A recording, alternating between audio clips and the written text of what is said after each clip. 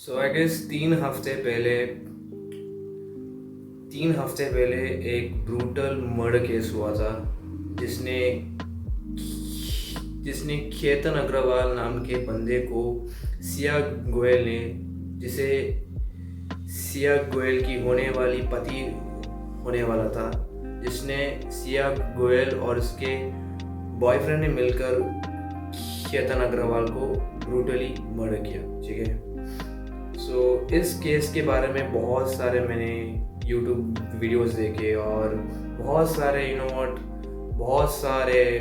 Influencer ने और so called dating coaches in the social media share their perspective and mindset. इस case के through उनके perspective और माइंडसेट और उनके पर्सपेक्टिव शेयर करें इस केस को लेकर। कैसे हमें कुछ रेड फ्लैग्स को हमें ओवरलुक नहीं करना चाहिए, कैसे हमें अलर्ट रहना चाहिए, स्पेशली लड़कों को। सो बहुत कुछ मैंने इस केस के बारे में वीडियोस देखे, बहुत कुछ मैंने रिसर्च किया इस केस के बारे में और इस केस के बारे में अपना माइंडसेट और अपना पर्सपेक्टिव शेयर करना चाहता हूँ। ठीक है। ये केतन अग्रवाल का मर्डर क्यों हुआ? ठीक है।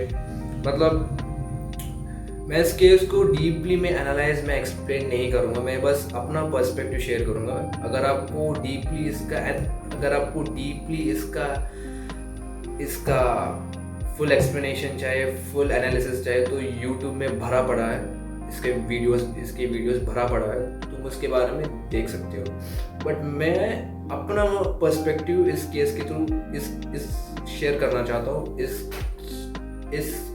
पर्टिकुलर केस को लेकर। देखो, केतन का मर्डर होने से 3 या 1 हफ्ते पहले ही उसने अपनी होने वाली पत्नी सिया गोयल के साथ बाली ट्रिप जाने का प्लान किया था। बाली ट्रिप, वो भी प्री वेडिंग शूट के लिए। सो जब बाली ट्रिप जाने की दिन आता है तो केतन अग्रवाल का पासपोर्ट चोरी होता है, उसका पासपोर्ट मिसिंग हो जाता है। ठीक है। ये एक पहला क्लू था। और दूसरा क्लू था, सिया गोयल ने केतन अग्रवाल को उस फोर्ट से पुश करने का अटेम्प्ट पहली बार में किया था। मतलब जिसने उसने मर्डर किया वो सेकेंड अटेम्प्ट था। मतलब पहले ही उसने अटेम्प्ट किया था, पहले ही उस केतन अग्रवाल को धक्का दिया था उस फोर्ट में। बट किसी तरह केतन अग्रवाल उस दिन बच गया। ठीक है। और सिया ने बोला कि वहाँ पर स्नेक जा रहा था, इसलिए मैंने आपको धक्का दे दिया था। बट केतन उस दिन नहीं माना और दूसरे 3 दिन बाद उसी फोर्ट में जाकर सिया ने अपने बॉयफ्रेंड के साथ जाकर उस फोर्ट में फिर से धक्का दे दिया और इस बार उसका एग्जीक्यूशन सक्सेसफुल रहा। सो केतन के पास 2 ऑलरेडी क्लूज था भाई, पर उसने शक नहीं किया। ठीक है। उसने शक नहीं किया। उसका पासपोर्ट जब चोरी हुआ, जब उस बाली जाने का दिन ही उसका पासपोर्ट चोरी हो गया, उसने शक नहीं किया। उसने किसी से पूछा नहीं, मेरा पैसा चोरी नहीं हुआ, मेरा एटीएम कार्ड चोरी नहीं हुआ, मगर सिर्फ पासपोर्ट क्यों चोरी हुआ?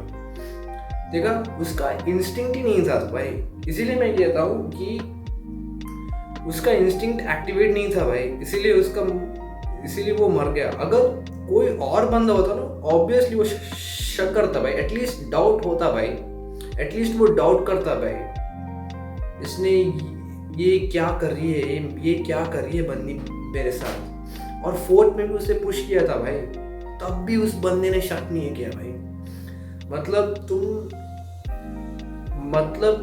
तुम्हें समझना होगा, मैन बायोलॉजिकली एक्सट्रीमली कॉशियस और एक्सट्रीमली थ्रेट एनालाइजिंग क्रीचर है। अगर तुम अपने गर्लफ्रेंड के साथ किसी भी एरिया में तुम जाते हो, किसी भी तुम पार्क में घूमने, किसी एक पर्टिकुलर रोड या रास्ते पे अपने फैमिली के साथ, अपने माँ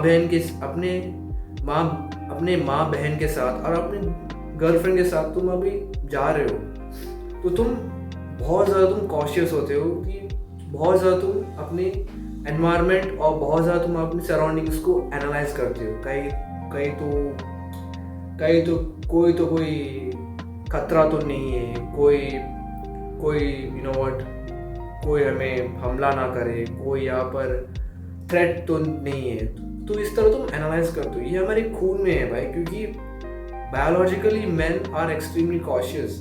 We are extremely analyzing the environment and we are extremely threat analyzing creature. हम बार बार कॉन्शियसली हम थ्रेट को एनालाइज करते हैं, अपनी सराउंडिंग्स को एनालाइज करते हैं। ये हमारा one of the greatest survival instinct है भाई, ठीक है।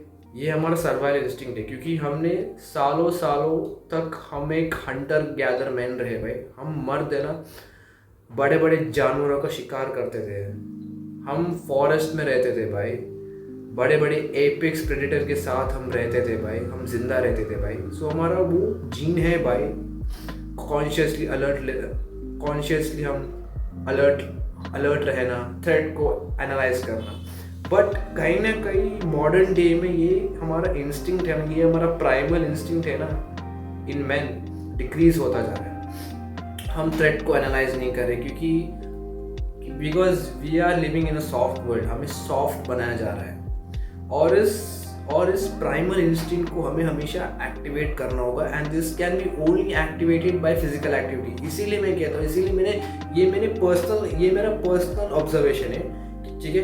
जो भी बच्चे, जो भी मर्द जो स्पोर्ट्स खेलते हैं या यू नो व्हाट किसी तरह फिजिकल एक्टिविटी करते हैं, मार्शल आर्ट्स करते हैं, जिम जाते हैं, एक्रोबेटिक्स करते हैं, they are physically, they have that instinct, ठीक है। जब भी वो बाहर जाते हैं ना, वो बहुत ज़्यादा ना कॉशियस होते हैं भाई, बहुत ज़्यादा थ्रेट को एनालाइज करते हैं अपने सराउंडिंग में, और बहुत ज़्यादा फास्ट होते हैं, बहुत ज़्यादा रिफ्लेक्सिव होते हैं। अगर उस बंदे के पीछे कोई हमला करे ना, वो तुरंत बच जाएगा, क्योंकि वो बहुत ज़्यादा रिफ्लेक्सिव है, उसका इंस्टिंक्ट है ना एक्टिवेट है भाई। क्योंकि और इंस्टिंक्ट उसका इसीलिए एक्टिवेट है क्योंकि वो रोज़ फिजिकल एक्टिविटी करता है भाई, रोज़ अपने इंस्टिंक्ट को एक्टिवेट करते हैं थ्रू फिजिकल एफर्ट। और ये इंस्टिंक्ट तभी एक्टिवेट होता है जब तुम फिजिकल एक्टिविटी करते हो।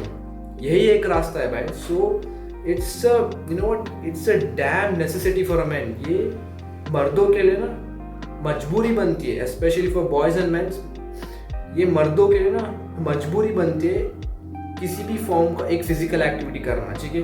दिन भर बैठे मत रहो, कुछ ना कुछ any form of physical activity करो भाई। मार्शल आर्ट्स, रनिंग हो गया, स्प्रिंटिंग हो गया, वेट लिफ्टिंग हो गया, कुछ ना कुछ फिजिकल एक्टिविटी करो भाई। अगर तुम अपने फिजिकल एक्टिविटी कंप्लीटली छोड़ दोगे, कंप्लीटली तुम नहीं करते हो, तो तुम अपने प्राइमल इंस्टिंक्ट को तुम डीएक्टिवेट करो भाई। और जब तुम्हारा प्राइमल इंस्टिंक्ट डीएक्टिवेट होता है ना, तो कोई भी थ्रेट तुझे हमला कर सकता है, तुम्हें पेल कर, because world is extremely brutal, ठीक है। It is only the survival of the fittest. अगर केतन अग्रवाल थोड़ा भी वो उसका इंस्टिंक्ट होता ना, वो वाला प्राइमल हंटर वाला इंस्टिंक्ट होता ना, थ्रेट को एनालाइज करना, थोड़ा बहुत फिजिकली स्ट्रॉन्ग होता, थोड़ा बहुत फिजिकल एक्टिविटी करता, थोड़ा बहुत स्ट्रॉन्ग होता, तो इस इंसिडेंट से बच जाता भाई। तो हमेशा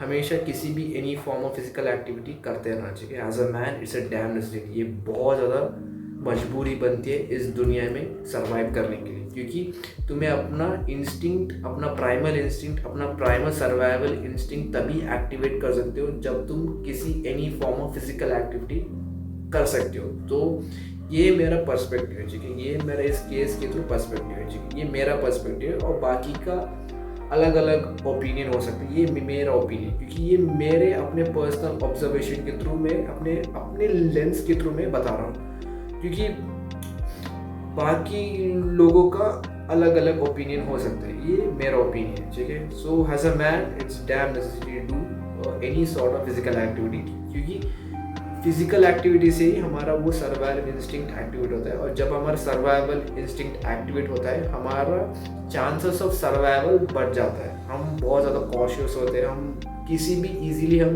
किसी दूसरे व्यक्ति पर हम ट्रस्ट नहीं करते, हम कॉशियस होते हैं, और बहुत ज़्यादा हम इंस्टिंक्टली होते हैं, बहुत ज़्यादा हम फास्ट बनते हैं, और बहुत ज़्यादा हम क्विकली हम गुड डिसीजन ले सकते हैं, ठीक है। यही मेरा वीडियो है, यही मेरा मैसेज है।